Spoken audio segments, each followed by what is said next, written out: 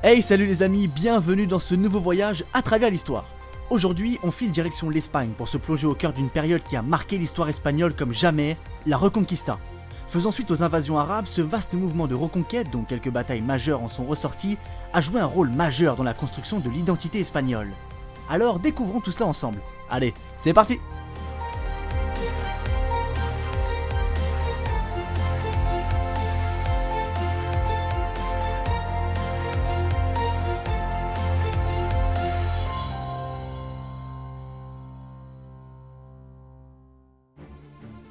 En 722, les forces espagnoles défont les Arabes à Covadonga.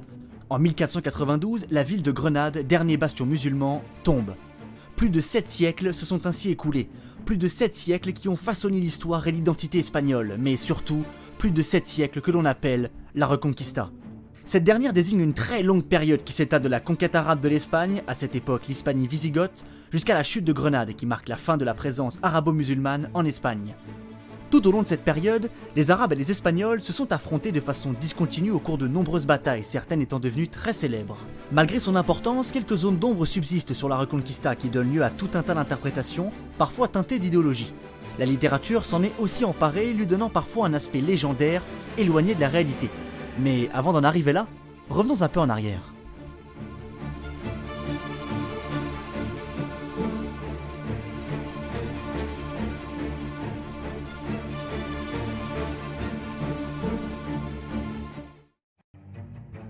Mais avant de parler de la Reconquista, il faut bien aborder les conquêtes arabes. Au début du 8e siècle, les Visigoths, peuple germanique, dominent la péninsule ibérique, formant ce qu'on appelle l'Hispanie visigoth. Grosso modo, l'Espagne et le Portugal. Les Visigoths sont installés depuis la période dite des invasions barbares qui ont eu raison de l'Empire romain d'Occident. En parallèle, depuis 2 siècles, le califat omeyyade règne sur une bonne partie du monde musulman. Mais les musulmans vont rapidement étendre leur territoire.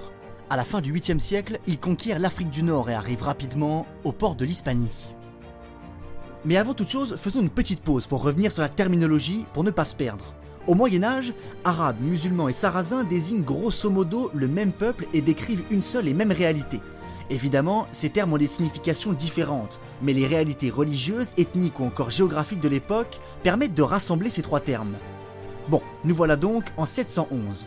Cette année-là, le grand général arabe Tariq ibn Ziyad lance l'invasion en Hispanie en passant par Gibraltar, aidé par des Maures d'Afrique du Nord. S'engage alors, le 19 juillet 711, une bataille célèbre, celle de Guadalete. Durant cette bataille, les Visigoths sont écrasés, leur roi Roderick est tué au combat. Pour les Arabes, la victoire est totale et précipite la chute du royaume wisigoth.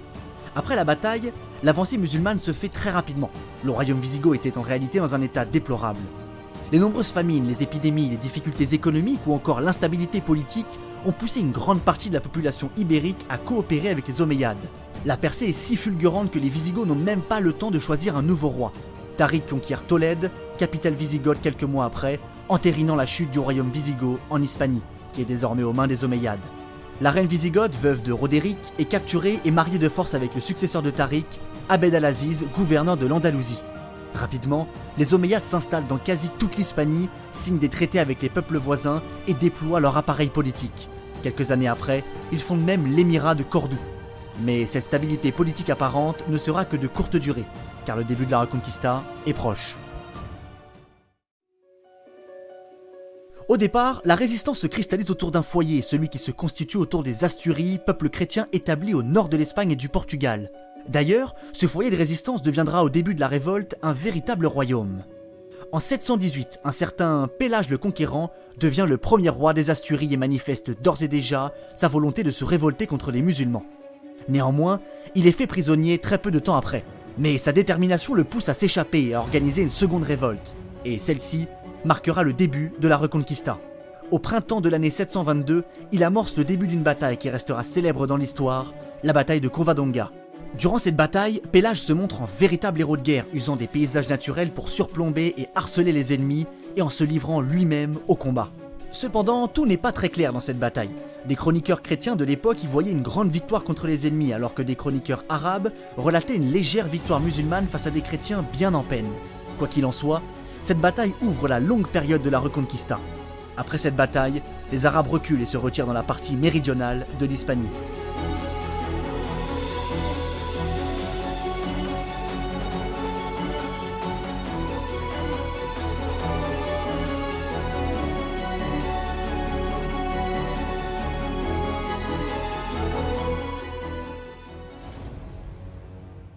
Mais surtout, au même moment, les musulmans focalisent leur attention sur les Pyrénées où se développe un autre foyer de résistance, impulsé par les contre-offensives de Pépin le Bref dans le royaume franc. Des royaumes comme celui de Pampelune ou celui d'Aragon livrent une résistance féroce. Du côté des Asturiens, la résistance ne faiblit pas. À la suite de Pélage, c'est Alphonse Ier qui devient roi. À peine arrivé, il lance des expéditions pour reprendre des villes comme Braga ou encore Porto. Malheureusement, ces conquêtes n'aboutissent pas, faute d'hommes pour gouverner et défendre les villes. Du côté arabe, l'émirat de Cordoue mène des raids agressifs contre le royaume des Asturies, mais ce dernier parvient toujours à tenir bon. En 794, la bataille de Lutos, remportée par les Asturiens, marque un succès décisif pour les résistants. Néanmoins, vers la fin du Haut Moyen-Âge, grosso modo aux alentours du Xe siècle, la situation est assez mitigée. Malgré une résistance féroce, les Arabes continuent d'asseoir leur domination sur la péninsule ibérique. La pression arabe sur les royaumes du Nord commence à devenir très intense. Surtout, en 912, Abd al-Rahman prend la tête de l'émirat de Cordoue, puis le transforme en 929 en un califat puissant. Ainsi, malgré des avancées significatives, la situation de la résistance est encore très précaire. En 978 arrive à la tête du califat de Cordoue un homme connu pour ses saccages et son aspect impitoyable. C'est Al-Mansour. Ce dernier est à l'initiative de la prise de Barcelone en 985, mais aussi du pillage de Saint-Jacques-de-Compostelle en 999. Et ça, pour les chrétiens, ça ne passe pas. À la mort du calife, en 1002, une guerre civile éclate au sein du califat de Cordoue qui s'effondre en 1031. En conséquence, le royaume arabe se divise en plusieurs petits émirats appelés taïfas, qui bien souvent rivalisent entre eux. Profitant de ce contexte favorable, les royaumes chrétiens soutiennent les révoltes et les clans séparatistes. Ils peuvent ainsi gagner quelques places perdues sous le règne d'Al-Mansour.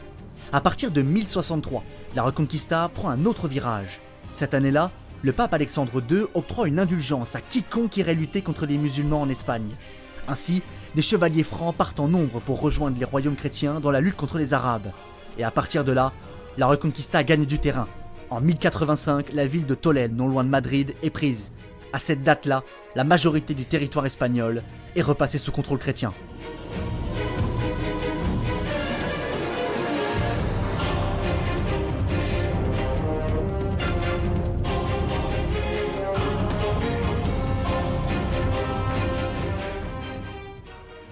Au XIIe siècle, la situation est toujours à l'avantage des chrétiens, bien qu'un événement va bouleverser l'échiquier.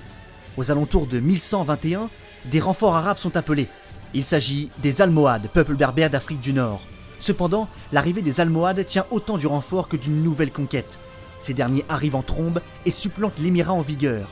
Ils prennent le contrôle du sud de l'Espagne, dont l'Andalousie, et se montrent particulièrement intolérants envers les chrétiens arabisés et les juifs.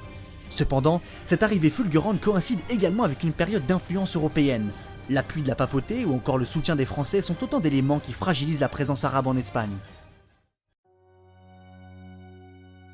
En 1212, les royaumes chrétiens, désormais unis, précipitent l'effondrement définitif de la domination arabe sur une bonne partie de l'Espagne, notamment lors de la bataille de Las Navas de Tolosa, à l'importance capitale. En 1229, le roi d'Aragon, Jacques Ier, récupère les Baléares. Le contrôle des îles était d'une importance capitale. S'ensuit alors une série de succès et de reconquêtes à travers l'Espagne et le Portugal. Seulement, une ville ne parvient pas à basculer dans le camp chrétien. C'est Grenade. Au XVe siècle, le territoire espagnol est divisé en 3 royaumes chrétiens, la Navarre, la Castille et l'Aragon. Mais il y a un 4e royaume, celui de Grenade, encore musulman, mais vassal du royaume de Castille. Une guerre va alors éclater pour la reprise de Grenade. Mais la victoire est impossible pour le dernier bastion arabe en Espagne. Le 2 janvier 1492, l'émir de Grenade, Mohammad XII, dit Boabdil, capitule. C'en est fini de la présence musulmane en Espagne qui aura duré quasi 8 siècles. Avec la prise de Grenade, l'unité du royaume est totale. La Reconquista est désormais finie. Néanmoins, l'unité n'est pas synonyme de paix car il y a encore un enjeu majeur avec lequel il faut composer, celui de la coexistence entre chrétiens, musulmans et juifs. En réalité, les Espagnols ne vont pas vraiment faire dans la tolérance. Dès la reddition de Boabdil, pas moins de 160 000 juifs ayant refusé de se convertir sont expulsés du territoire. Pour les musulmans, leur sort n'est pas meilleur. Beaucoup sont convertis de force. Les habitants de Grenade sont par exemple rassemblés sur la place publique aspergés d'eau bénite et dès lors considérés comme baptisés. Ceux qui refusent ouvertement leurs nouvelles conditions sont expulsés du pays comme les juifs une décennie plus tôt. La Reconquista marque une période majeure de l'histoire d'Espagne. Néanmoins, de nombreux points historiques continuent d'alimenter les débats chez les historiens.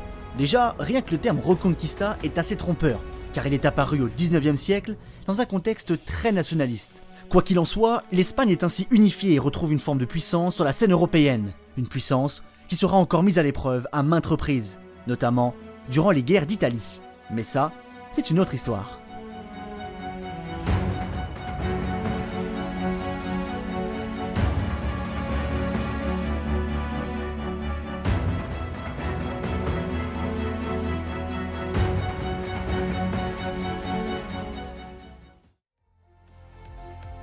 Mes chers amis, j'espère que ce beau voyage au cœur de la très longue période de la Reconquista vous a plu. En tout cas pour moi ce fut un immense plaisir de le faire avec vous. Je vous invite comme d'habitude à nous rejoindre sur la page Instagram de l'émission À travers l'histoire podcast ou sur Facebook À travers l'histoire. Vous pourrez y suivre toutes les actualités liées à l'émission et envoyez-moi vos retours, vos commentaires, j'y répondrai avec un grand plaisir. Quant à moi je vous quitte et je vous dis à bientôt pour un prochain voyage à travers l'histoire.